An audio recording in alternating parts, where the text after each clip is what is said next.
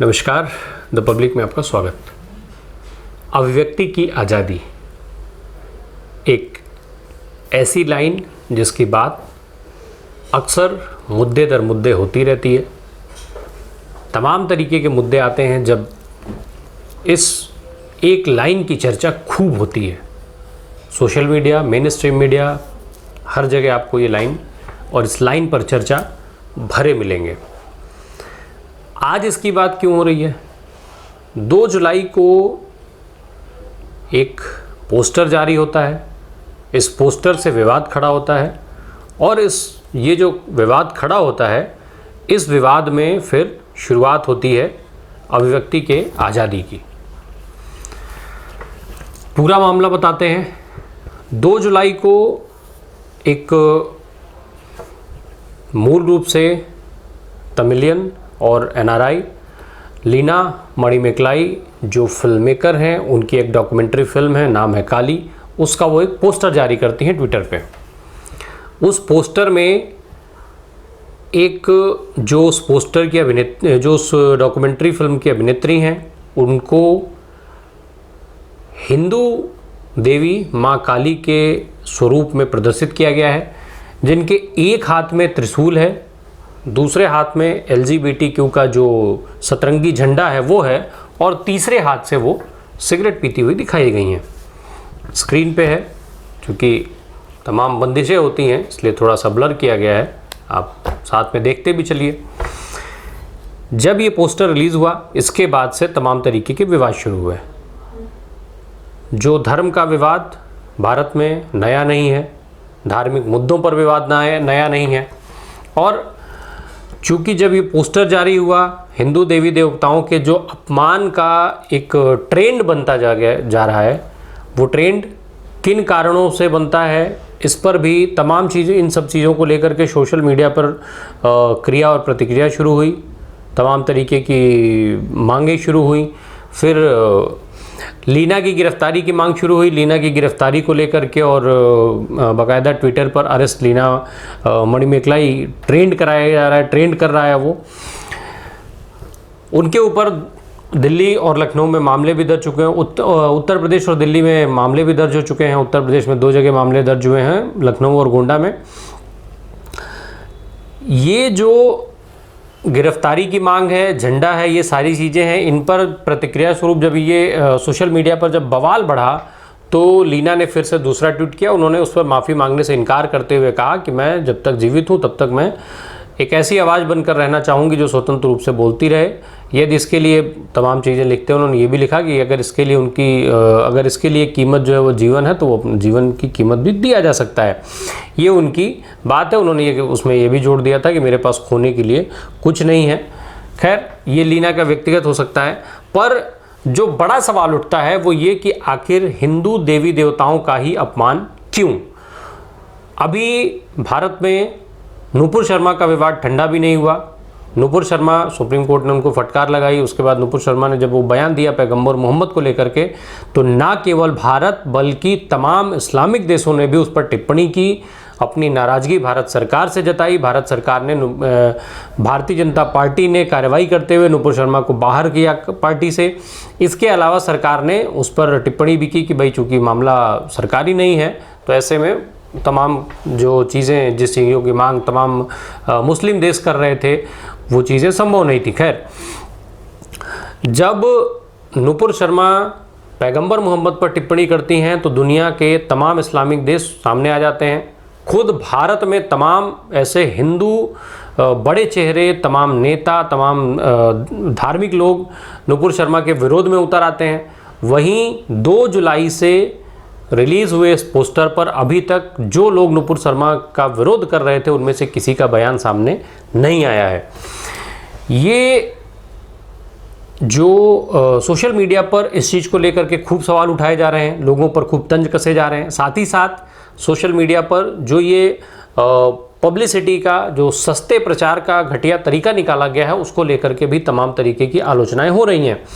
इसके साथ साथ एक सवाल भी उठाया जा रहा है कि क्या जो हिंदू धर्म में पवित्र प्रतीक हैं, जो देवी देवता हैं, उनके अपमान का सिलसिला आखिर जो ये शुरू हुआ है वो कहाँ तक जाएगा।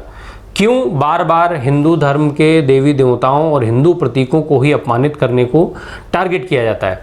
हालांकि मैं फिर कह रहा हूँ, ये जो कि टारगेट किया जाता है, ये टारगेट इसलिए क्योंकि धार्मिक जो प्रभुत्व है उसको स्थापित करने की कहीं ना कहीं बात होती है।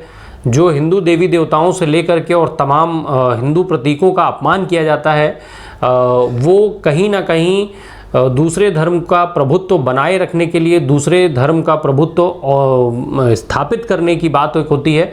उसको लेकर के ये कोशिश होती है कि इन धर्मों को कैसे अपमानित किया जाए, कैसे इनको नीचा दिखाया जाए और कैसे इनके जो आस्था एक है उसको तोड़ा जाए।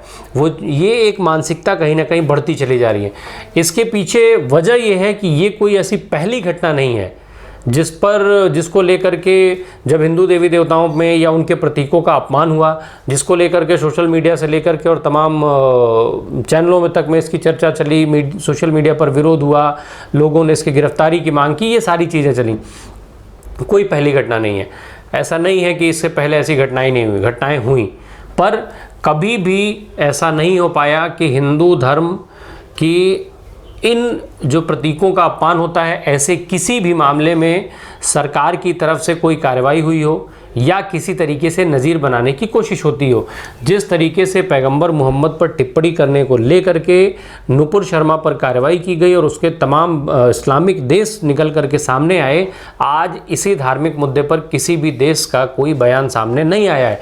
क्या इस्लामिक धर्म के देश जो हैं उनको केवल इस्लाम धर्म से ही मतलब है, या फिर भारत में जो लोग रहते हैं, जो वामपंथी धर्म के, जो तमाम तरीके के वामपंथ की बात करते हैं और ये सारी चीज़ें हैं, क्या ऐसे लोगों को सिर्फ पैगंबर मोहम्मद या जो ईसाई धर्म के लोग हैं, सिख धर्म के लोग हैं, अलग अलग धर्मों से जो अलग अलग समुदाय से आते हैं, ऐसे लोगों को क्या सिर्फ कुछ व्यक्तिगत या कुछ विशेष धर्म से के अपमान को ही अपमान समझते हैं? ये एक सवाल है।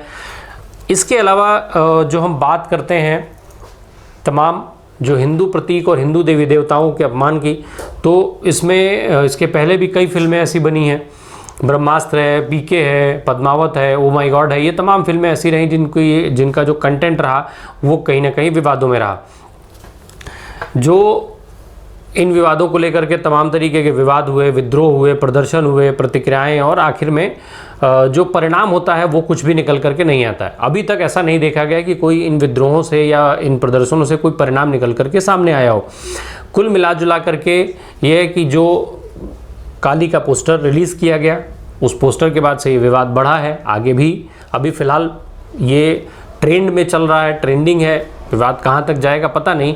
हालांकि एक चीज़ ये भी सामने आ रही है कि कनाडा में जो भारतीय उच्चायोग है उसने फिल्म के जो वहाँ पर जो उस कार्यक्रम के आयोजक हैं उन लोगों से और साथ ही साथ कनाडा के प्रशासन से भी अपील की है कि इस पोस्टर को हटाया जाए, और साथ ही साथ उन्होंने कार्रवाई की बात भी कही है। अब देखना होगा कि ये टोरंटो में कब कार्रवाई होती है, नहीं होती है।